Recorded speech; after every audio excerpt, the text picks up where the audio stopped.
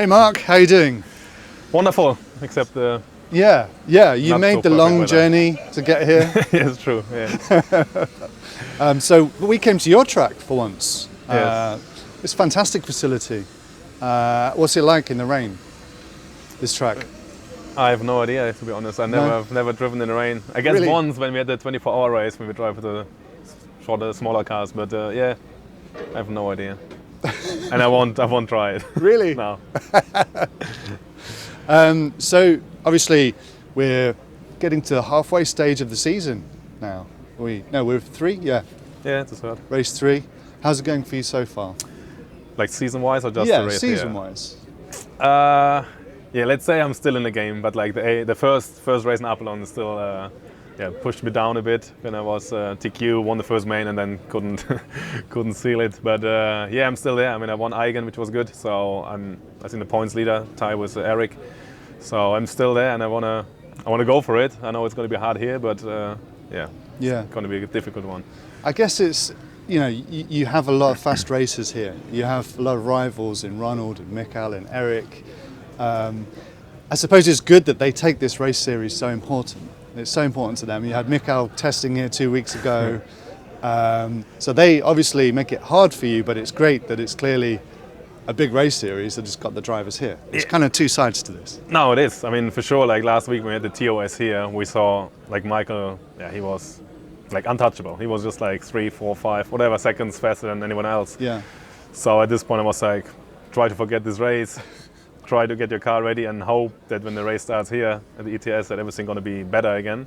And so far I must say, I found some pace. Also, actually some help from Michael. He really showed me some stuff on his car, so I kind of try to convert it to my car. And I'm not fastest, but I'm way closer than it was before. And talking about Mikael, obviously he's given you some tips on how to find the 7 seconds he's got on you.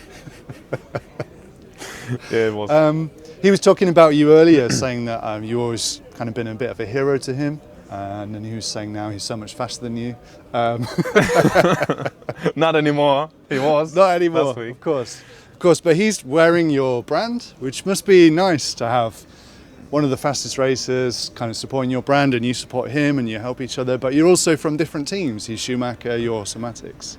Yeah. What's that like? No, I think it's good. Like I know him since he was like a really small kid when he did. I think he was Tamiya cars as well. So I saw him growing up, and what he's doing now is like really impressive. So I like that he represents my brand as well. So we are kind of good friends. We can always hang out and talk, and even like he gives me his car when he's fast. It's not like he's hiding something. So it's a pretty good relationship, and he also likes to race with me. I like to race with him, and that's a good thing. Yeah. And to me, he's like, at the moment, I would say he's the most complete driver, like doing 12 scale, touring car, 10 scale buggy, 8 scale buggy, and he's always on the top. So for me, he's right now the most complete driver. And it's nice to battle with him, even we are now the older generation, but we can still challenge them. Yeah. You used to do more classes. In fact, did you not have a 10th buggy European Championship under your belt? Yes, I think back in 2009. Yeah, but not anymore. You no, I mean it was nice, but you have to put so much effort in just because you don't want to be like driving the C main if you're kind of okay to do maybe in the top 10, but then you have to put more effort in, and it's too much. So I just because I also work for Tony, so I don't want to go like he's doing now. This is what I did in the past. So like going kind of every week somewhere and practice and drive, and no, I want to focus on one category, maybe one time I can go back to something else as well, but so far I'm happy what I'm doing here. Ronald's here, obviously.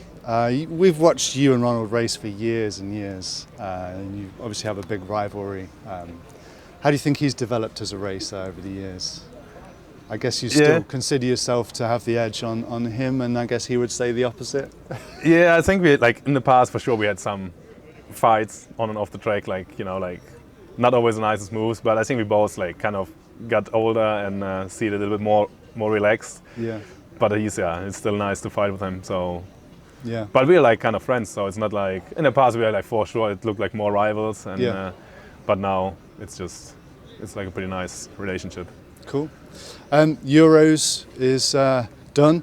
I suppose a more pleasant event for you than the previous Euros, the Hoodie Arena, I guess. How was it for you? It was a good race, but I've never had the pace for myself to kind of being on top. I lost in qualifying P2 or P3 at least by 0.2, so I was starting 5th. So from 5th and now it's almost impossible to do anything. Yeah. So in the end, it was still a good race. We had no pace in the beginning, but then we catched up, but it was kind of too late. So it was a good event, but yeah, I prefer these races here now. Cool. You're with Awesomatix now, obviously. Back in the day, you were with Tamiya, you were with Infinity and Awesomatix. How have the cars developed? Are you happy with the Awesomatix car? How is the relationship with the team and Max? How is Awesomatix? Yeah, I think the times from Tamiya I could never beat. That was for sure the best times we had. Also, like with the team we had, the Asians, also with Victor, Yilis, and we had a pretty nice team. And now with Awesomatix, it's nice. I mean, I love the car. In the beginning when I changed, I was like, oh, the car looks complicated and difficult to wrench on. But so you I don't kind do of the push it away. But when I started to work on the car myself, I was like, oh, this is actually pretty nice. Okay. And it looks more complicated than it is. So yeah, to me, it's like the best car I've driven. And yeah, we were good in the team. I mean, it's a pretty big team. Not so many modified guys. It's more stock drivers. But it's like Lucas and myself.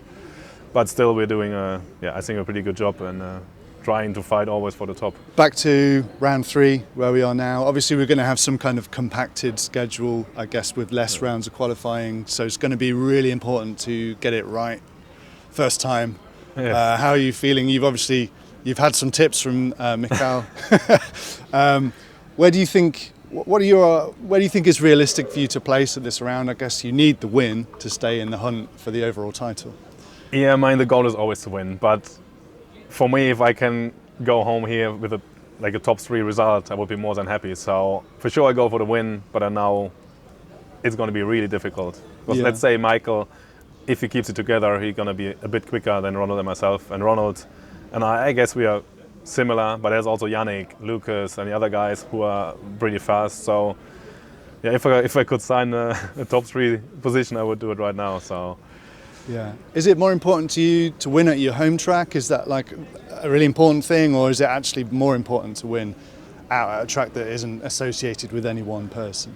I mean, to be honest, this is not my home track. I live in the city here, but I never go here to practice. So I just went here this year to the TOS and now, so I'm never practicing here. So it sounds like the home track, like I could have a home advantage because I'm practicing here, but I'm not. So. But you're more in the gym.